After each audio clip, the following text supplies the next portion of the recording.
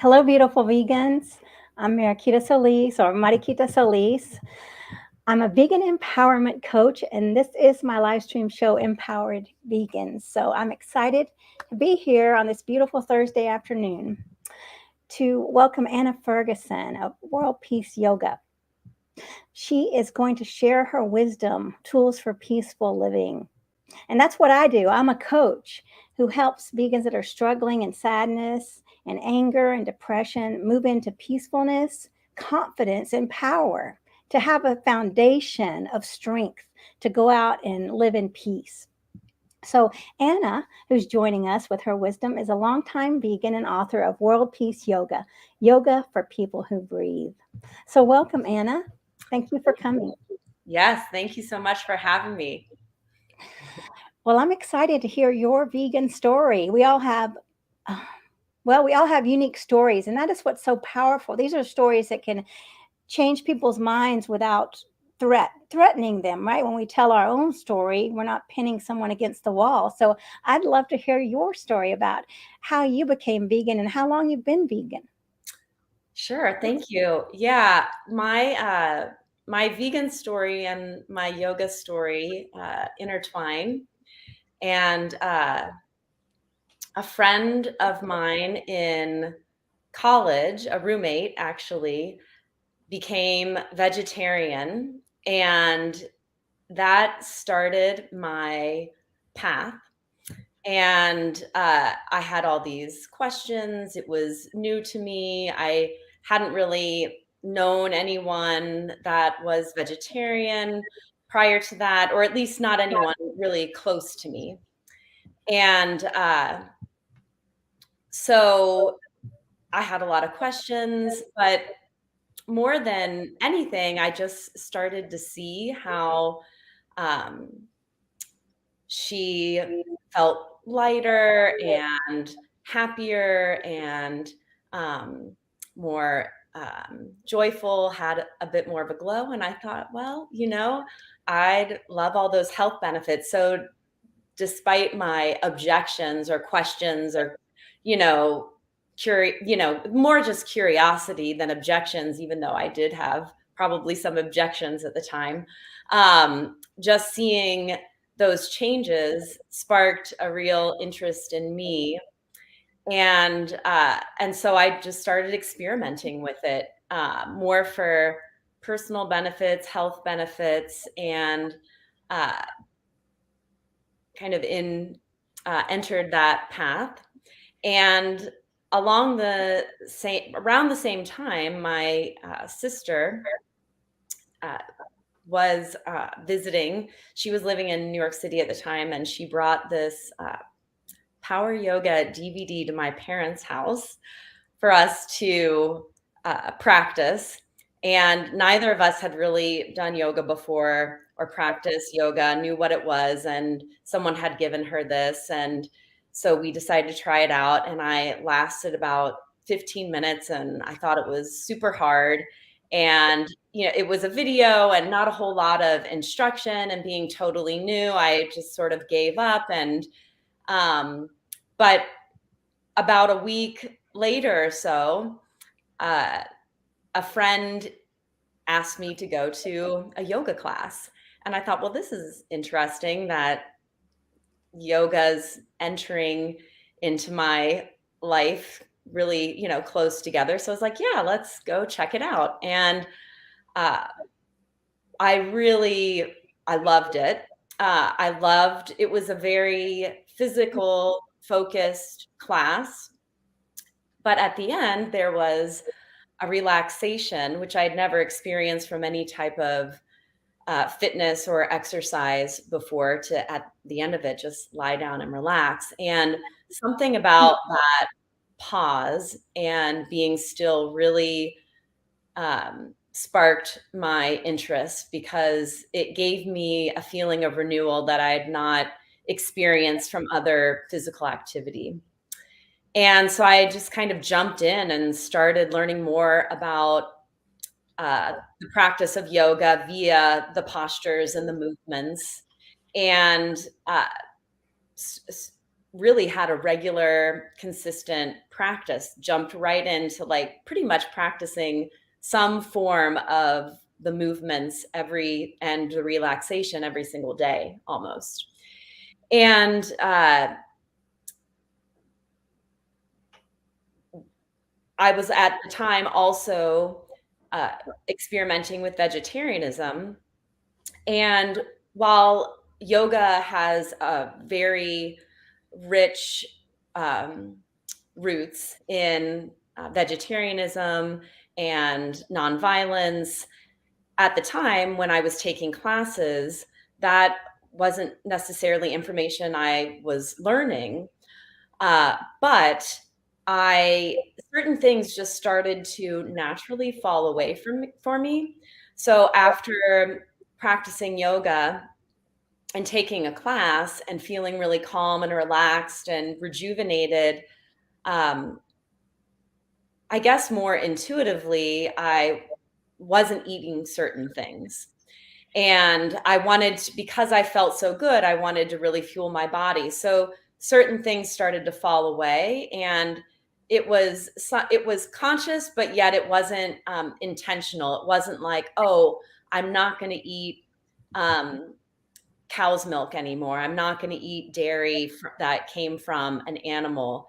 It just started to naturally fall away because I was really more aware of my body and how what I was putting into my body was impacting me.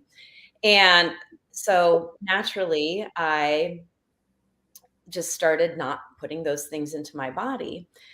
And so at the time, I wasn't quote unquote vegan, but I was just not putting those things into my body because the yoga practice was really making me more aware of what was going on in my body and my choices.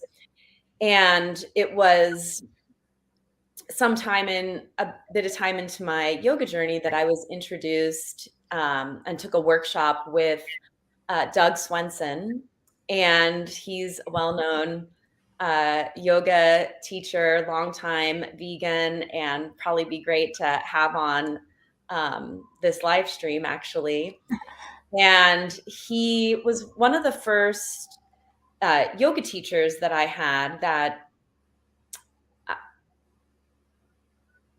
shared yoga and the connection with food and how we fuel your body, and the connection of the philosophy of ahimsa and nonviolence, and not only doing no harm to yourself, which is often what is now I think more emphasize is do no harm to yourself, but really the directive and the philosophy is to do no harm to others, to do no harm to that the practice is to do the least amount of harm to all beings. And when I started to learn more about that and dove into that aspect of food and also learned more about where my food was coming from and how that all came about, it then became a very intentional, conscious choice that I was not going to participate anymore um, in the violence to myself or to others. And so yeah, my yoga journey and my vegan journey intertwined, and I'm so grateful for the the yogis out there that are still like carrying on those roots of ahimsa and nonviolence and the connection of food and the environment and our own personal health too. Um, so yeah, that's a little bit. So I guess the short version of my vegan and yoga journey, and it ultimately brought me to writing my book, and which I talk about in addition to uh, the physical yoga postures, and I also bring in anatomy, philosophy, meditation, and intertwine the practice of nonviolence, veganism, compassion for all beings as it relates to the yoga practice. And yeah. Well, that's very, very interesting. So if I went to a yoga studio, it necessarily wouldn't be, they wouldn't necessarily tell you about ahimsa. You might just go in and do the movements. I think that that's very common that it's not always the case, of course, but I think it's more common now that when you take a yoga class at a fitness center, at a studio, or wherever it may be, because there's so many places that offer yoga now, that it's more common that you will that the yoga you'll experience is a physical yoga focused on the postures and breathing, and not really bringing in the other aspects of the yoga practice. And that is something that I work to do in my classes, because most people, including myself, are drawn to that physical practice because there's a instant gratification kind of with it, and that at the end you just feel this relaxation and renewal. And so I think we're just as a society drawn to the instant gratification of whatever it is that we're doing. And so when it comes to yoga and yoga, the if you're looking at the whole big picture of yoga, probably what you're going to where you're going to experience the most instant gratification is through the physical postures and relaxation. So yeah, I think if you were to go to most yoga classes, you would not experience um, hearing about the philosophy or ahimsa, or if you did hear about ahimsa, you would hear that it is to not harm yourself in the poses. And that's pretty much the extent of how ahimsa might be, nonviolence might be brought into a yoga class. It's not necessarily talked about as compassion for all beings. It's more talked about as compassion for yourself, which is absolutely 100% essential and important, but there's another aspect of it too that's equally important, which is how we treat others.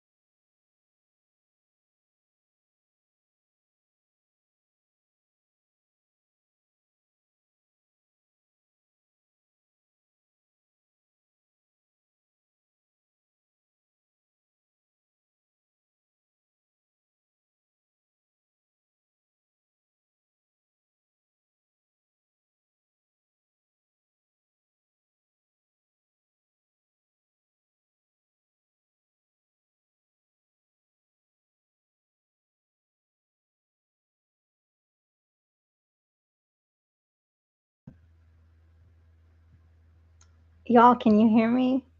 Hi, Hannah. Oh my gosh, can you hear me? Yes, yes. Okay. Sorry about that. No problem, no problem. So I'm reading the comments. Did you see the one comment? I Let's see. I did not, no. Let's see. Is this a good time to bring it? I don't know. Am I interrupting you? Sure, go ahead. My main issue with everything, yoga studios, group gatherings, especially spiritual, and eating animals is violence to an extreme, and I can't get over the non-vegans who don't make the connection. How do you get over that? I've tried and I just get angry. People want to go to yoga and then a burger joint. That's a very, very good question. Go ahead, Anna. Yeah, well, I understand, of course, the frustration, and yeah, it's hard to believe, actually, especially knowing how deep the roots go. Um, and you'd might think, like, at minimum, there be a practice of vegetarianism, which, technically, even vegetarian really is not eggs or dairy, but, I don't wanna get too caught up in the terms and technicalities or whatever, but I think that for me, I certainly understand the anger and the frustration and and also the desire too to, if you are a vegan and you are interested in practicing yoga, that and you know a bit about the background of yoga and the roots of ahimsa and nonviolence, that your desire would of course be to have a teacher that practices a vegan lifestyle, and because otherwise it just feels very contradictory. So I understand. Absolutely. And I think for me, rather than feeling angry or frustrated, which I'm not saying I don't at times, that to really just focus on uh, really doing your own thing, or creating what you'd like to create, what you'd like to see. And so finding ways to engage in personal practice, um, or host. What we do at our studio is we host vegan potlucks and gatherings to um, connect people to the philosophy behind the physical practice of yoga. And we also um, are part of the annual Cincy Veg Fest, and have we offer yoga there, and we're connecting with both uh, yogis and vegans. But it certainly can be a frustration to, you know, I mean, so many so many things, right? Are You think someone watched this film or watched this, how can they still eat that? And it's just so ingrained and in our culture. I think more than anything, it's just important to have compassion. And when we're able to gently plant seeds, we may do that. And but more than anything, if it's lacking where you are, then maybe find a way to create it. Um, I'm sure there's other vegan yoga teachers in your area, and they're out there. You just have to find them. In fact, a good resource might be Yoga is Vegan, and there is a podcast, and there's lots of great vegan yogis on there. So I would definitely um, check that out and find community. But I know, I mean, I remember I've been to so many events where yoga events where afterwards, like, people are going out and getting pepperoni pizza, or like, we grab food, and it's just, it always blows my mind. Like, it's almost like watching someone light up a cigarette, right? Like, we just did this beautiful practice, and did all these things to better our body, and we were singing and feeling joyful, and now I'm gonna destroy my body with this cigarette, or or in our case, with animals as vegans. It's just, it's a hard thing, especially when it's people that you care about, and it's a community perhaps that you're part of. And um, but I just think, keep doing your own practice, and smiling, and be a joyful vegan, uh, and allow for conversations to continue to be had in a kind way. Yeah, I think that's so important what you're saying, because when you're being an example, then we don't know, really don't know what's going on in people's minds, but we want to be able to be there for when they're ready. These people might not be ready today, but if they see you bring vegan food, or maybe you're posting about peaceful things related to veganism, then they know that they can, if you have a safe environment of peacefulness, then they know they can come to you if they are ready or they want to know more. So if we're holding an environment of anger, or we're angry, then it's scary to people. I mean, veganism is scary to people because they think they're going to lose a lot. Someone asked me today, are you allowed to eat this? And so it's not about, whether I'm allowed to eat it or not. I mean, I prefer to eat this, right? It's my preference. It's not like I'm being punished and I'm not allowed to eat it. So yeah, so these are the ideas that they're holding, which are very misconstrued.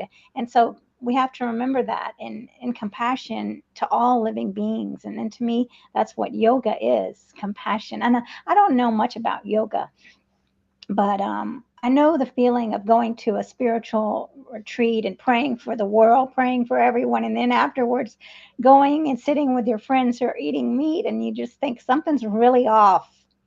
The disconnection. How could it be that we were there praying for everyone, and now we're hurting Yeah. others?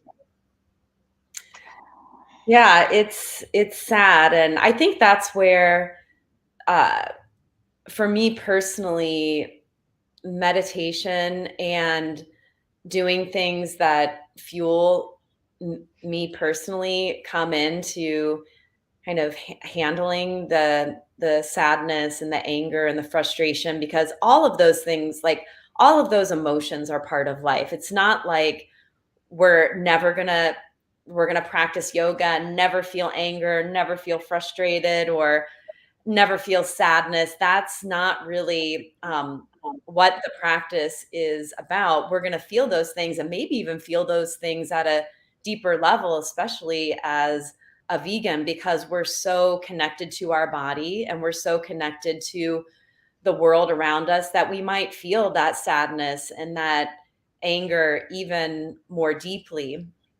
But what the beauty is that through the practice of yoga, we can learn to transform that into something else, and it becomes fuel, to create something beautiful out of the sadness, out of the frustration, out of the anger. And so these moments of sitting and pause in meditation, and doing things for your own self-care, are going to be the fuel for creating some positive change.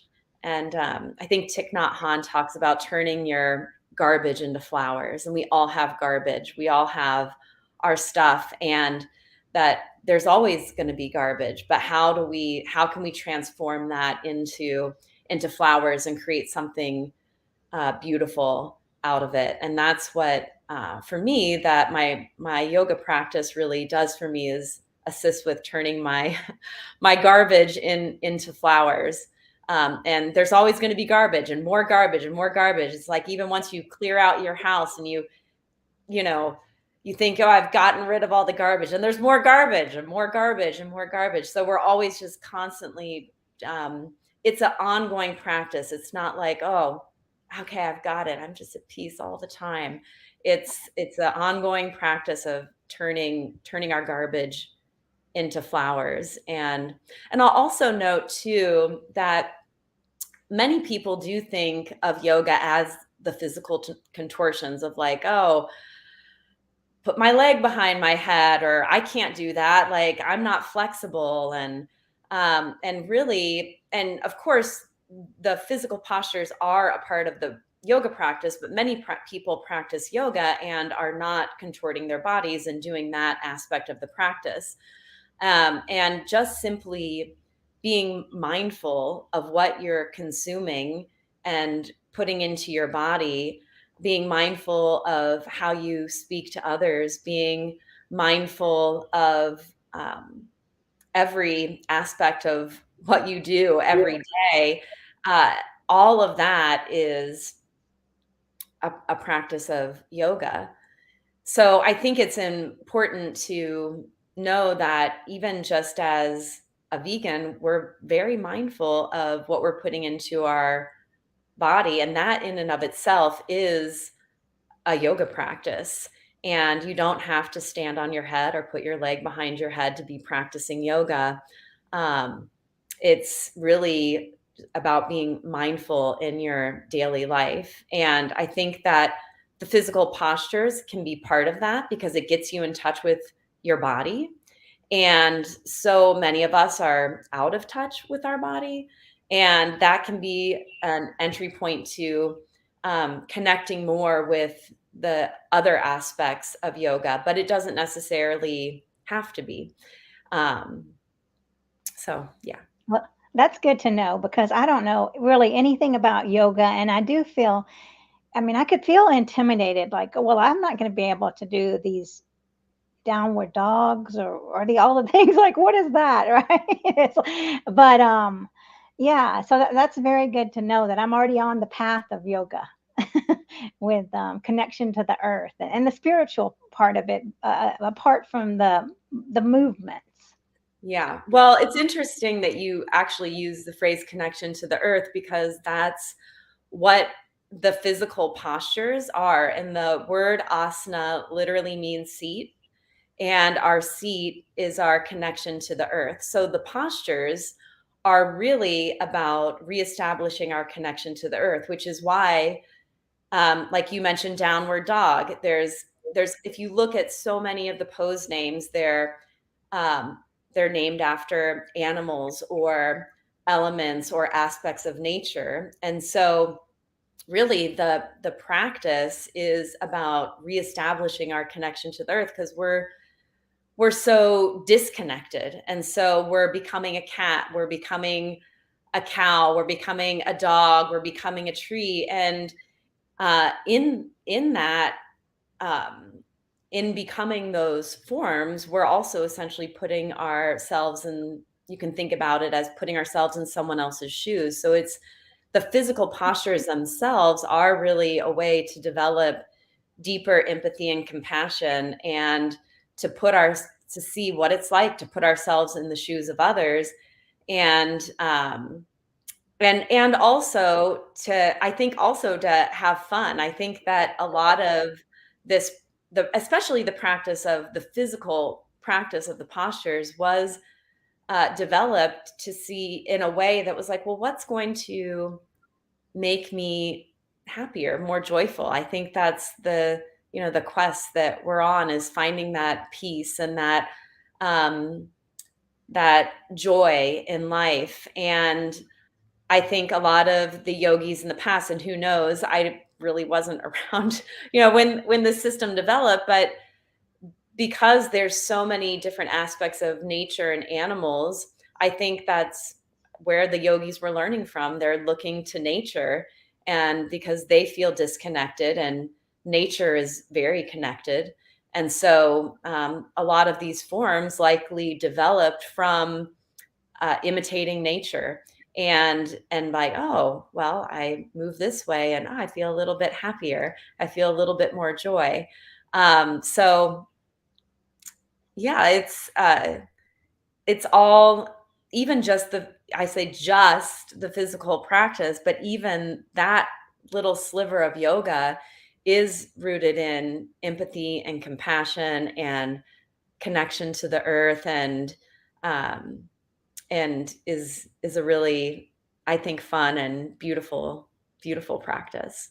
Wow. Well, that's very, very interesting. And yeah, since I didn't know anything about yoga, that's I love that. Tell me about meditation. What are the ties between meditation and yoga? Ultimately, I yoga practice in and of itself is uh, the practice of meditation and being meditative, mindful in everything that you do. And the physical postures are a way to assist with becoming more mindful and also prepare the body to sit. So once you move your body in a certain way, you stretch and open your hips and your back. It makes it easier to sit and pause and be still. And so that is another aspect of the physical practice, in that is that it assists you, it prepares your body for sitting for a period of time and being in a pause and being comfortable in that pause, because inevitably discomfort is going to arise, whether it's physical discomfort or um, mental thought waves discomfort. And so the physical practice is preparing the body to sit so that we can be in as comfortable as a seat as possible and allow discomfort to arise and let it come, let it go, whether it's what we're feeling in our physical body or what's coming up in our mind, to acknowledge it, acknowledge the garbage, let it go. And that's part of the transformation, like I said, of Thich Nhat Hanh, turning garbage into flowers. And that's why I think that pause is really important, because many of us don't take time to pause throughout the day. And so it's like we have this accumulation of stuff, and it's just building and building and building and building. And it's like we don't even realize it's there. It's like this trash pile in our body or in our mind or both. And we don't ever acknowledge it. And that's why it can be challenging to sit and pause, because when we're busy, like we love to be busy, busy, busy, busy, busy, busy, doing, because then like there's no garbage. Like we don't have to look at the garbage because we're too busy to look at it. But when you pause and are still, then the stuff's gonna come up. And the practice of meditation is that it's good. We want it to come up, because the only way to transform it is to let it come to the surface and let it go. And to it'll always be part of us in some way. Um our past, our trauma, our garbage, our turmoil, it's always going to be part of who we are. But through meditation, we create a different relationship with it. We create a different relationship, and we start to transform transform those things. They're still there, but we relate to it in a different way. So meditation is the practice of yoga. Meditation is yoga. Yeah. Well, thank you for clarifying that. Definitely. I'm getting such a bigger picture of the word yoga, which was so tiny before we talked. Um, yes. And tell me about your family, your son. How old is he? And does he practice yoga? Has he always been a vegan, or what? How does he feel about you in the world of yoga? Well, my son Noah is 8 years old, and I of course am raising him vegan. And he's been practicing yoga with me and I guess been a vegan since in the womb. And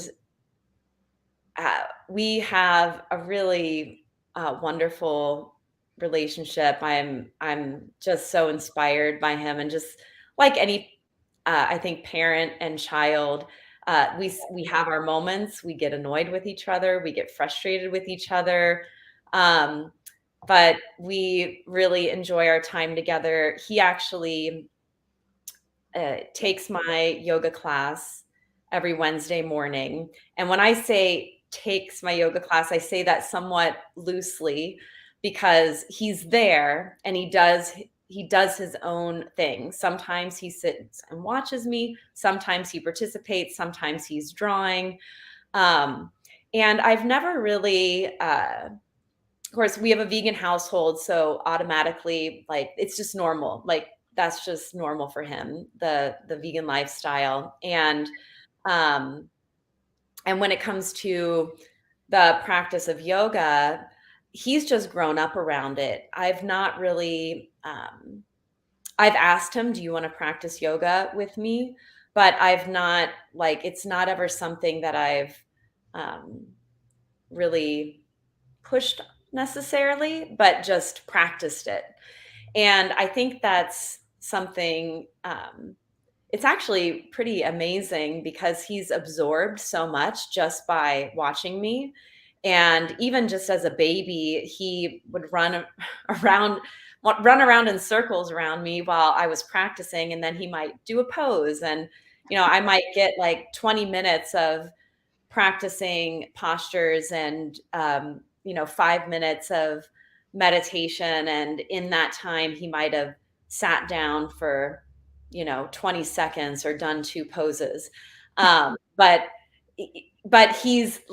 he's constantly absorbing it. And recently, actually in October, we had a really warm, beautiful day here in Cincinnati, and we decided to go out on our deck just to enjoy it. And I said, I think I'm going to bring my yoga mat and practice some postures. I said, do you want to do that with me?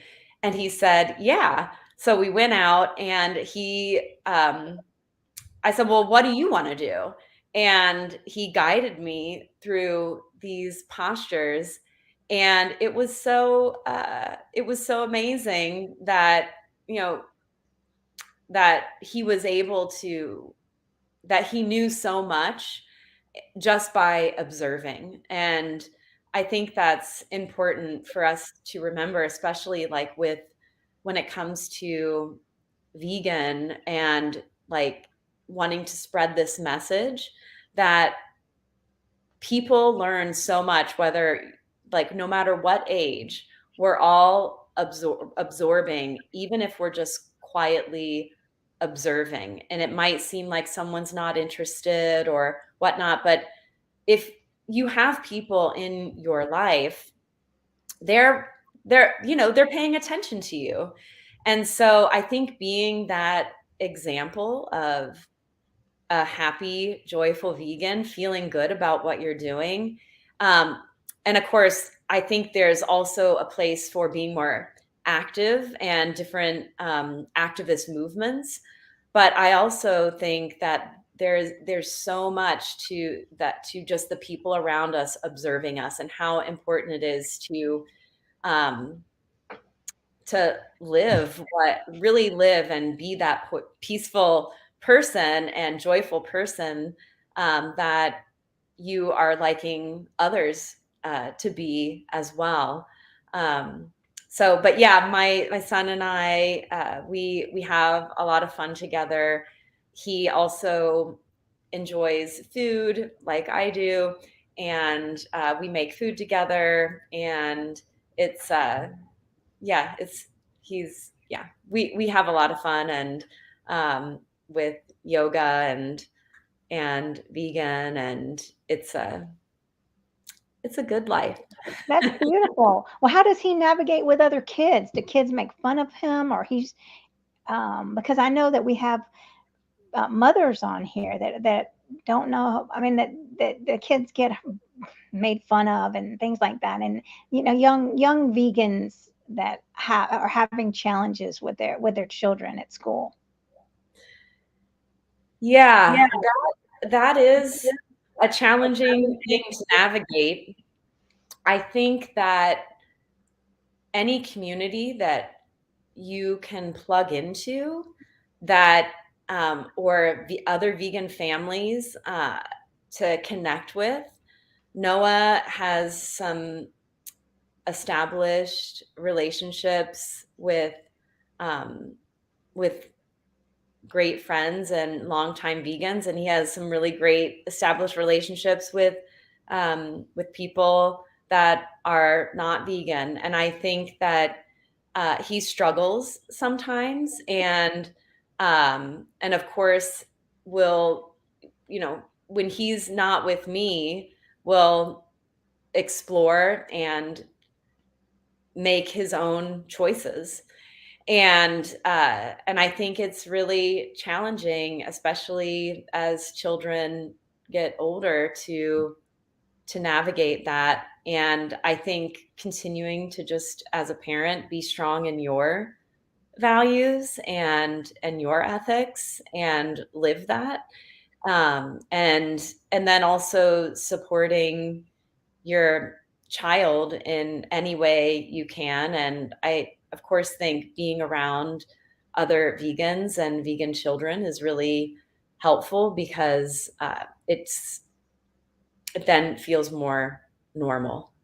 Um, but yeah, I'm really fortunate, because when Noah's first several years of school, all of his meals were plant-based, and he went to a Montessori school that served all plant-based food, but that is not the case for everyone. He's currently homeschooling and goes to a homeschool co-op, and uh, and it is not vegan, but there are other children there that practice a vegan lifestyle.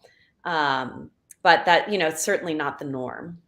And so he's navigating that with other children, and I think they're just, I think all kids are just doing the best they can, and they're going to explore and find their own way. And at a point, there's only so much we can really do as parents other than just be who we are and live our values, and then our children will choose what their values are, and they may end up being different than ours. And that's another thing to meditate on and let go.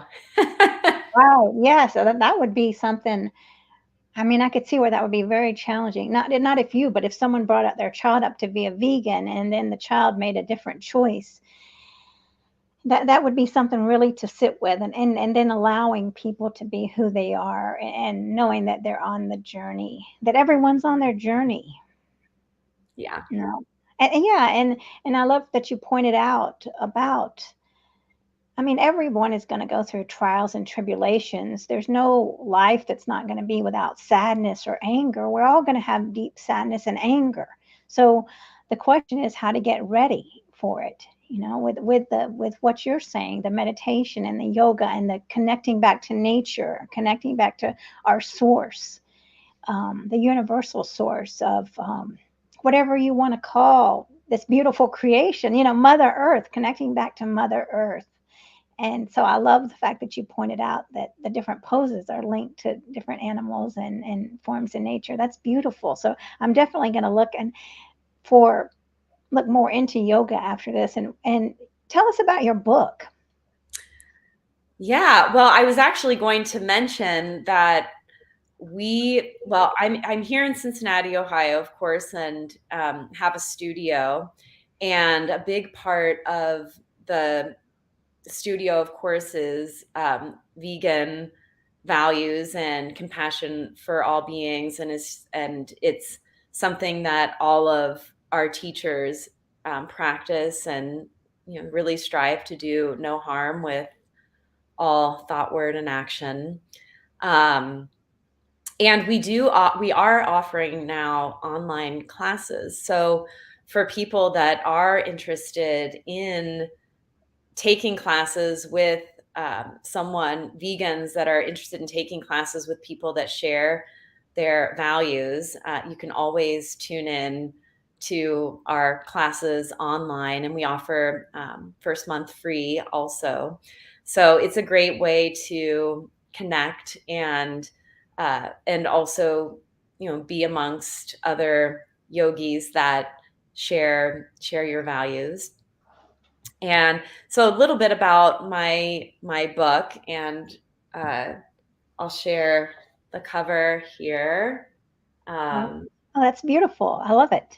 yes, and I also have a digital book which you can get online. And so you mentioned the title, World Peace Yoga, Yoga for People Who Breathe. So the idea is that anybody is able to practice yoga, and there's not a certain way that you have to look or be or do. That as long as you're a living and breathing body, then yoga's for anyone and everyone. So in my book, I go into, of course, what we've already talked about, the postures, and offer some sequences for beginners, and also um, more challenging sequences that are more flow based, and also some restorative sequences. I even have a prenatal sequence in there as well. And uh, and in addition to the physical practice, I also go into different breathing techniques and breath work, as well as meditation practices. And then throughout that too, talk about the how yoga, um, the practice of yoga philosophy, and how that relates to the postures, how it relates to meditation, and then yoga philosophy in and of itself, and how it relates to the practice of veganism and compassion for all beings. So if you're looking for a vegan centric yoga book, and are a fellow vegan and yogi looking for someone that shares your values, you'll definitely, I think, love the message in this book, and also love to practice with us at World Peace Yoga. And I think and don't be scared by like the physical contortions. Yoga is really for everybody. And we have actually a yoga basics class that is really great if you're just starting out, and highly recommend that for those of you that are liking to dip your toe into the physical part of yoga. We also have on Sundays, which is also available online, a donation-based meditation and breathwork class, and also what we call the Mindful Book Circle, where we read different books um, and just talk about them. Some of them are social justice and vegan centric, and there's a different book that is usually rotating, and so you can always check with us to find out what we're reading or just tune in. So yeah, lots of different opportunities for how you can connect with the yoga practice. Well, that's wonderful. That seems very inviting. So I have a question, and this seems very elementary. But what exactly is a yogi? A yogi is, thank you for saying that. A yogi is someone who practices yoga. And Yeah, that's I'm so glad that you asked that and brought that up, because I think that a lot of times yoga teachers can throw around terms that like we assume that people just know what that means. And there's a lot of terms that people do not know. And so that's actually something that I really work to, when I teach a class, is to define these terms. And oftentimes you might have heard the word before, namaste. A lot of times it's said at the end of class. and it's not um, and it's not ever translated. I don't want to say not ever, because of course, often people do translate it, but it's a word that is assumed, I think, a lot that people know what it means. And I think that it's really important to demystify yoga. And sometimes these terms can be very intimidating. Like you feel like, oh, I don't even know what that means. So I don't want to take that class because what if I don't know what to do? But that is something that we really, especially in our yoga basics classes here at the studio, really define those terms. And if we're going to use any term like yogi or like namaste to define that, so that people really have an understanding of what is being taught. So thank you. I'm really grateful for you asking that Well, I question. was scared to ask it, so I'm glad I asked it. Yes, yes. So what does namaste mean? Now I'm getting confused. Now I'm wondering if I know what any of the terms mean. So namaste is a greeting that usually means, well, it can mean hello or goodbye, and it can be translated in other ways too. Another common translation is the light in me sees and honors the light in you. So it's just a way of honoring. It's often said at the end of a class to honor people for coming, um, and to acknowledge the light within each other. And yeah, it's a commonly used term that people maybe hear but don't know what it means. Right. Yes. And when I thought, do I even know what that means now? I started to question everything. But, I thought about the light in me sees the light in you. Right. So I did. Yeah. Under stress of the camera, who knows what, my mind is going like this, trying to think of what is yogi and what is all this and what is this, all this posturing. So, but no, it's exciting to know. I mean, this is putting it in easel, elementary school here for thank you for doing that for me. For Well, people that don't. you're not alone, and it's good for me to have the reminder. And so, like, I think I also use the word asana, but also translated that as the posture, the seat.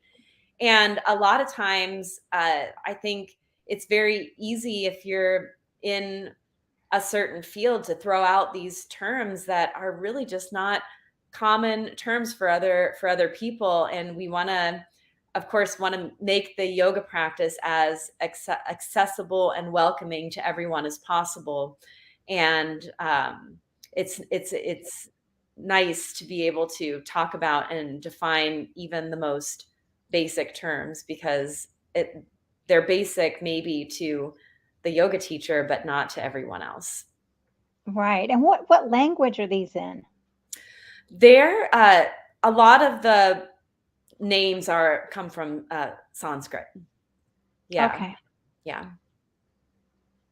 And what book would you recommend as a spiritual book that would go along?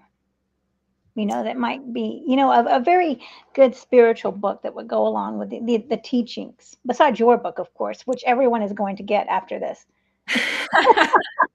Well, uh, I I am really a big fan of Thich Nhat Hanh when it comes to meditation and mindfulness. So he has so many books. He's published so many books. Um, I don't have one specifically that I recommend, but you might just look at meditation mindfulness for beginners and Thich Nhat Hanh. That would be a recommendation. And Thich Nhat Hanh, I believe, also is well, he's no longer with us physically, but was a longtime vegan and taught that as part of his meditation and mindfulness practices. He actually has a really great like little pocketbook. It's very small on how to eat, and it's a I think beautiful as a vegan to really bring more spirituality into how you're eating, and to be more mindful of not just what you're eating but how you're eating it, and and the mindful prayer aspect to all of it. So I think for maybe for those that aren't ready to like step into the postures yet, that book, Thich Nhat Hanh's book, How to Eat, that's a great way to bring more mindfulness. And especially if you're already a vegan and uh, you're mindful of what you're consuming, this is going to heighten what you're already doing. So that might be a fun book to bring more mindfulness into your life. Yeah, and I think the more mindful we are, the more that we're going to be able to understand other people, and we're not going to be angry at them because we're going to see that they're trapped in the system, and they're not trapped as they're not willing participants. I mean, it's something that people have grown up with, and that they're getting conflicting stories here about like what they have to eat. Someone's saying you have to eat meat, and then we're saying no, you don't. Someone saying you have to drink milk, and then someone else is saying no, you don't. Yes, eggs are good. No, they're not. And so all these conflicting stories, and the doctors don't even know. I mean, because the doctors haven't studied nutrition, and they're on, they're directed, towards the let me prescribe the pills. So it's very confusing. And I think the more you learn about yourself, which mindfulness is, and in tune with yourself and nature, the more that you're going to be more compassionate to yourself, and then more self-compassion, the more compassion you have for others, and then you become a better vessel, to spread the good news of veganism, where you're not spreading it with an agenda, right? Where you allow it, you just throw it out there, right? And when they're ready to catch it, they're going to catch it, right? And if they don't catch it, then you don't have to be mad at them. They just weren't ready. Yeah, I think that's beautiful. Uh, I think that it's the self compassion and the self love and the self care uh, can sometimes be really lacking for individuals, and for us to really move things forward in this world and create a kinder, gentler world, we have to be kinder and gentler to ourselves and to allow that, like you said, self-compassion, self-care, and that's going to be the motivation to move things forward. So thank you for saying that.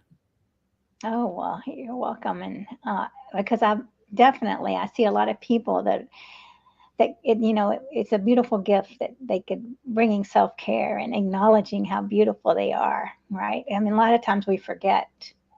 It's easy to get caught up in that monkey mind, right? And that's what this is about, right? Stepping into peacefulness and love again, back to love. It's all about love. Yes.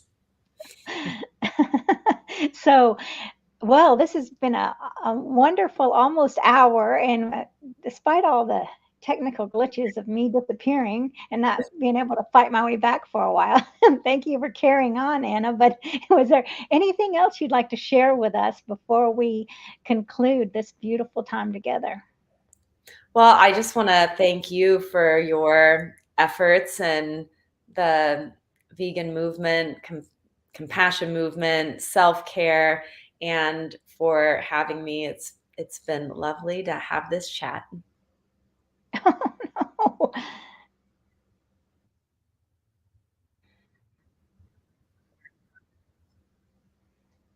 Well, thank you.